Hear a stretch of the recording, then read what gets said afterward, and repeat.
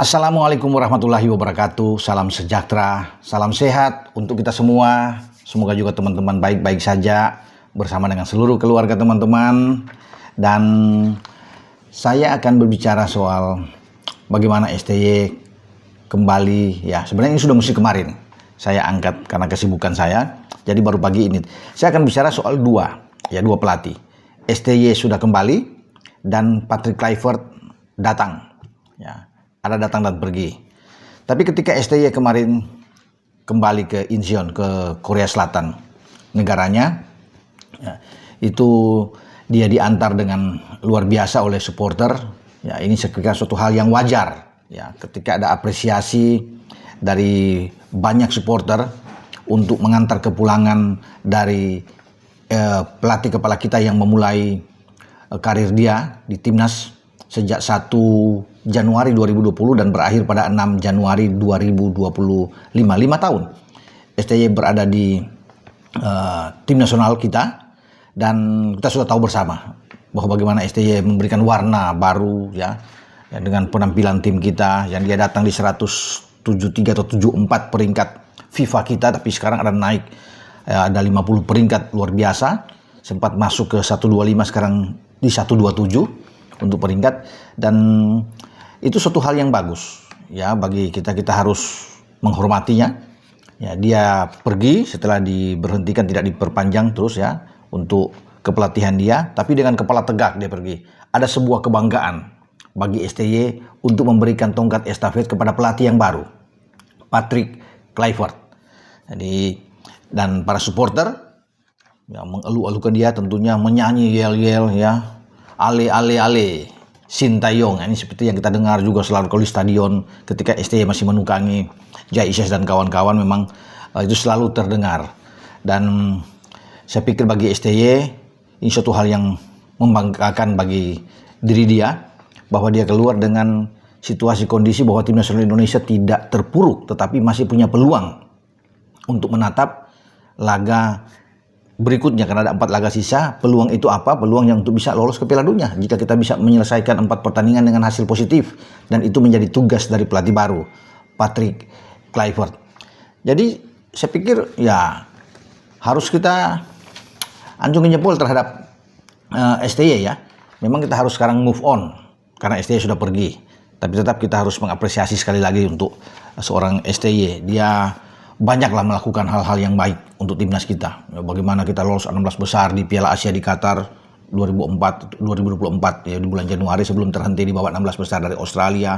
Suatu hal yang saya pikir ini membanggakan juga. Waktu tadi U23 kita ke semifinal, hampir lolos ke Olimpiade, kalah di playoff lawan Guinea dengan 1-0. Ya, saya kira ini suatu juga prestasi yang perlu kita berikan acungan jempol lagi ya. Kalau melihat tapi secara keseluruhan bagi STY memimpin tim senior, dia hanya 42,80% untuk persentase kemenangannya. Memang di senior ya, kita bicara dari 63 pertandingan yang dia pimpin, itu 27 diantaranya menang, ada 15 imbang dan 21 kalah. Makanya itu hanya 42,86%, teman, tidak mencapai 50%. Tapi kalau di U23 itu lebih bagus dari tim senior, presentasi yang kita bicara sini. Di U23 STY memimpin itu dari 25 laga, ada 12 kemenangan, ada 3 hasil imbang dan 10 seri. Presentasinya itu 48%. Jadi lebih tinggi dengan tim senior yang hanya 42. Kalau STY memimpin di U20 itu dari 29 pertandingan yang dia pimpin, itu ada 11 kemenangan ya yang diraih. 7 hasil imbang dan 11 kali kalah. 37%, 37,93%. Ya, yang jadi U23 yang lebih tinggi. Tapi bukan itu yang saya akan bicara di sini. Saya akan berbicara tentang bagaimana sekarang ketika STY itu balik ke negaranya dengan pelatih baru seperti Patrick Kluivert, yang juga nanti akan dibantu oleh para asisten-asisten yang top seperti Daniel Lansat, Alex Pastur, dan ada Gerald Vandenberg. Ini menjadi pertaruhan bagi mereka untuk bagaimana jangan sampai peringkat 127 saat ini kita itu lebih buruk lagi dari STY. Tentunya harus lebih naik karena ada target dari Ketua Umum PSSI bahwa kita harus bisa mencapai di 100 besar dunia peringkat FIFA.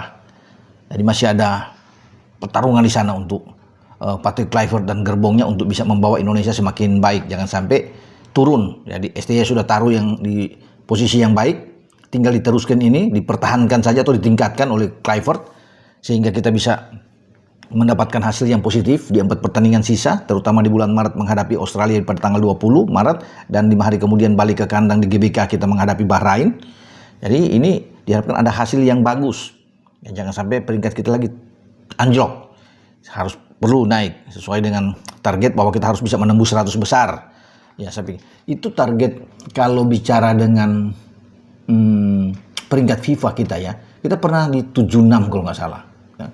76 atau 78 besar dunia. Jadi bagus pada tahun 98 kita bisa menembus 100 besar peringkat FIFA. Nah, semoga bisa seperti itu. Itu kan menjadi target utama. Inilah pertaruhan yang saya bilang itu. Tidak mudah bagi Kluivert untuk bisa meneruskan 4 pertandingan ke depan dan bisa menembus 100 besar. Memang kelihatan di 127 saat ini, yaitu kalau kita bisa menang melawan Australia, menang melawan Bahrain, kita bisa ke sana. Kita bisa mendekati, bisa masuk ke posisi 100 besar, apalagi kita bisa mengalahkan Cina. Itu kan yang kita targetkan. Bagus. Atau kita imbang Australia, kita menang 2 kali lawan Bahrain dan Cina di kandang, peringkat kita akan menuju ke 100 besar itu. Sudah semakin dekat, bahkan bisa menembus ke sana. Apalagi kalau kita di pertandingan terakhir menahan Jepang, ada poin yang besar juga yang ada di sana. Karena kita tahu bersama Jepang adalah raja di Asia saat ini yang tertinggi untuk peringkat FIFA di Asia. Nah, itu yang akan harus dilakukan. Ya, perjuangan berat yang harus diemban oleh Patrick Kluivert dan gerbongnya. Tapi tetap kita harus berpikir positif, ya. Dari STY kita berpikir positif, ya, melepas dia dengan sangat baik untuk kembali. Dia bangga tentunya, dia rasa terharu karena Indonesia ini dianggap sudah sebagai rumah dia juga, rumah dia kedua, dan dia menganggap pemain-pemain di timnas itu sebagai anaknya. Semoga ketika Kluivert datang, Kluivert bisa melakukan hal yang sama, bisa melakukan pendekatan juga yang sama, ruang ganti juga akan lebih sejuk, kondusif, sehingga bisa menyatu semua. Karena yang paling utama saya pikir adalah Indonesianya, tim nasional yang kita inginkan untuk bisa, siapapun pelatihnya, ya mau STY, mau Kluivert, siapapun yang akan datang, tapi Indonesia ini kita sebagai warga negara harus bisa mensupport habis untuk mendukung bahwa kita bisa terbang tinggi. Itu saja. Karena kan Patrick Kluivert juga tentu tidak akan lama. Pasti satu saat dia akan diganti. Siapapun yang akan masuk ke kita. Tetap kita harus nomor 1 adalah timnas kita. Jangan sampai kita hancur dengan tim nasional kita ini. Tapi makanya kita mendukung setiap pelatih yang masuk ini harus kita support. Ya, untuk demi kebanggaan kita. Memiliki tim nasional yang kuat. Dengan 4 pertandingan sisa, ya kita harus mensupport. Ya. Untuk Kluivert bisa sukses karena sudah ada 3 asisten dia, wah, termasuk Vandenberg yang terakhir itu masuk yang juga akan menukangi tim U23, sehingga ini bagi Kluivert tidak terpecah ya, konsentrasi dia harus bisa menangani. Kalau STY kan menangani itu tim senior, tim U23, tapi sekarang enggak. Kluivert itu tetap ya di tim senior, U23 nanti urusannya seorang Vandenberg yang akan berkolaborasi juga dengan U17 dan U20 di bawah dia yang akan memantau ini tentunya. Ya bagus. Sehingga ini fokus utama bagi Kluivert bagaimana membuat Indonesia itu lebih baik, lebih meningkat. Yang sudah dilepas, sudah diserahkan oleh STY dengan satu hal yang baik bahwa kita punya peluang. Jadi kalau kita lolos juga STY akan bangga kalau kita bisa lolos ke Piala Dunia, ya kan? Dia akan senang karena dia yang sudah dari awal kan untuk bisa membuat Indonesia ini baik.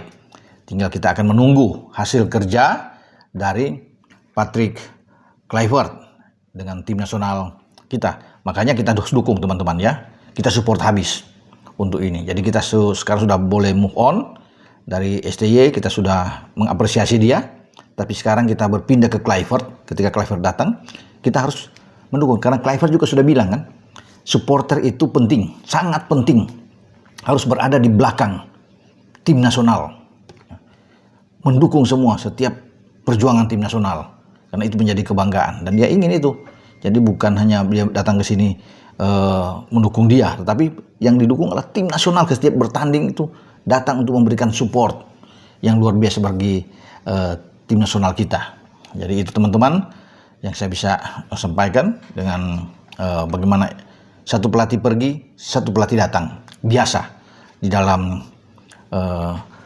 sepak bola dimanapun, ya, di negara manapun, untuk pergantian pelatih itu suatu hal yang biasa. Cuma tetap kita akan tuntut, tentunya banyak yang akan melihat kinerjanya. Kalau bicara dengan Kluivert di Curaçao itu, dia memimpin tuh 12 pertandingan, 6 menang, 3 kalah dan 3 imbang. Jadi ada 50% di sana ya. Dia pimpin dari 4 Maret 2015 sampai 7 Juni 2016. Ketika itu ada 50% karena hanya 12 laga.